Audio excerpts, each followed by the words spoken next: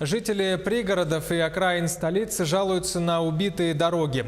Проблема ежегодно всплывает с приходом весны. Из-за бесконечных ям, кочек и выбоин на дорогах и проездах у людей ломается транспорт, замедляется движение, а пешеходы в этих районах ходят там строго в резиновых сапогах. Изменится ли ситуация? Репортаж Дмитрия Тымырова. Ужасные дороги. Машину приходится каждую весну ремонтировать. Фекальные ямы на улицу полные. Все вот на улицу лужи теперь. Вынужденно приходится по этой дороге ездить. Только единственная дорога, которая вот можно проехать. По этой дороге часто езжу. Работаю здесь. Очень плохая дорога. Хорошо бы, если бы сделали, хотя бы отсыпали чуть-чуть ямы.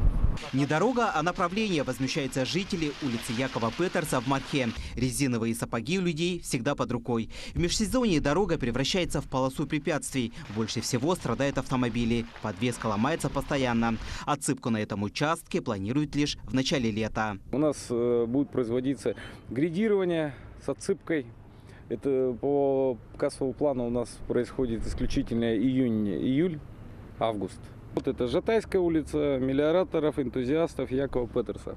Это в этом году? Да, это в этом году у нас. В прошлом году Общероссийский народный фронт представил проект «Карта убитых дорог», где жителям России предлагалось на интерактивной карте отметить убитые дороги своего региона. Тогда жителями города Якутска было отмечено 55 дорог, это 67 километров дорожного полотна. Так, на сегодня в планах ремонт 12 дорог. В этом списке находится и этот участок дороги Якова Петерса. Общественники заверили журналистов, будут следить за ходом ремонта на дорогах Якутска. Мы берем под контроль уже его и начинаем работать с администрацией, с муниципальными властями и добиваться того, чтобы эту дорогу исправили. То есть эта проблема была исправлена. В этом году в Якутске отремонтируют 27 тысяч метров асфальта. 800 метров – это улица Якова Петерса. Проблема в том, что бригады рабочих здесь появятся только в следующем году. Остается ждать летней отсыпки, которая после первого дождя превратится в грязное месиво. Дмитрий Тымыров, Алексей Лукьяненко, Павел Пахомов, Якутск.